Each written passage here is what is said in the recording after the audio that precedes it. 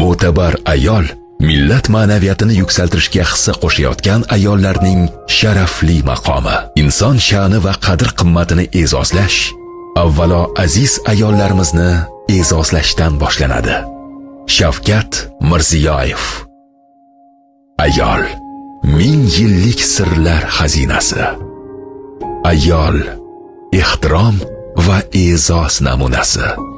Ayol uni sevib ardoqlash, e'zozlash, muqaddas sha'niga tojmahallar bunyod etish, bog'lar barpo etish, qalblarning nafis majburiyatiga, shonli vazifasiga aylangan.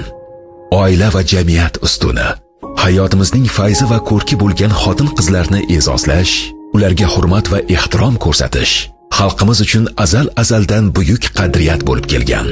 Yangi O'zbekistonda esa bu qadriyat yanada yuksak bosqichlarga ko'tarildi.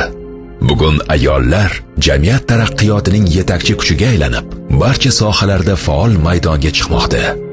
Sohaga oid 110 dan ziyod qonunchilik hujjatlari ularning hayotini yaxshilash, huquq va manfaatlarini himoya qilishga xizmat qilmoqda.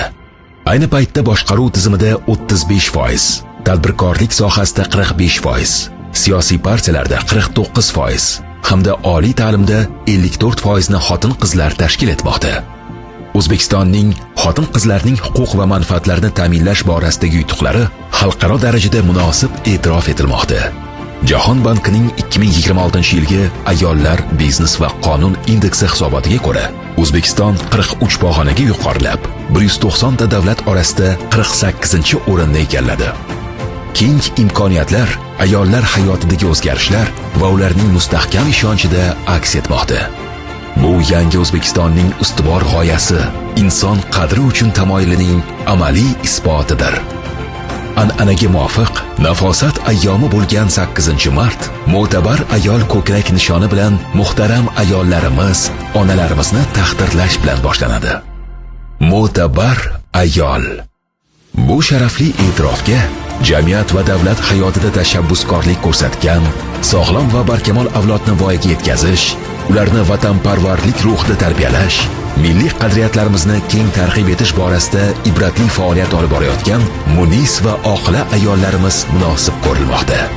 O'zbekiston Respublikasi Prezidentining 2018-yildagi tegishli farmoniga muvofiq ta'sis etilgan Mo'tabar ayol ko'krak nishoni bilan bugunga qadar 2110 nafar ayollar taqdirlandi. Ular mamlakatimizning ishlab chiqarish tarmoqlari, tadbirkorlik, ilm-fan, ta'lim-tarbiya, sog'liqni saqlash, madaniyat, san'at va boshqa sohalarda samarali mehnat qilib kelayotgan ayollar, vatan osoyishtaligi yo'lida halok bo'lgan harbiylarning onalari va turmush o'rtoqlari, yurtimiz sharafini jahonda munosib himoya qilayotgan sportchilarning onalari, ehtiyojmandlarga yelkadosh saxovatpesha ayollar, qolaversa farzand kamolotiga umrini bag'ishlagan ibratli uy bekalaridir. Ushbu mukofot ortida ko'p yillik halol mehnat, o'z vazifasiga bo'lgan yuksak mas'uliyat mujassam. Joriy yilda Mo'tabar ayol ko'krak nishoniga 100 ga yaqin idora va tashkilotlar 300 dan ziyod nomzodning hujjatlarini taqdim etdi. Qoraqalpog'iston Respublikasi viloyatlar va Toshkent shahridan 700 dan ortiq nomzodning hujjatlari qabul qilindi. Respublika komissiyasi tomonidan 1000 nafarga yaqin nomzod orasidan nizom talablariga va umumiy mezonlarga munosib 300 nafardan ortiq nomzod tavsiya qilindi. Mo'tabar ayol millat ma'naviyatini yuksaltirishga hissa qo'shayotgan ayollarning sharafli maqomini ifoda etuvchi yuksak e'tirof. Mo'tabar ayol vatan osoyishtaligi uchun jon fido o'g'lonlar, Tomarisdek jasur, Bibi xonimdek zukko va oqila qizlarni tarbiyalagan onalarning ikkinchi ismidir. Mo'tabar ayol ko'krak nishoni ayol zotiga bo'lgan cheksiz hurmat ramzi. Mukofotlangan onalarimiz, opalarimizga mo'tabarlik maqomi muborak bo'lsin. Avlodlar davomiyligini ta'minlab, hayotning mangulik qo'shig'ini davom ettiraver.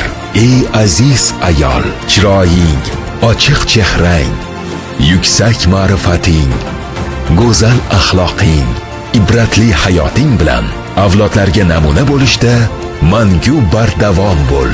Mo'tabar ayol.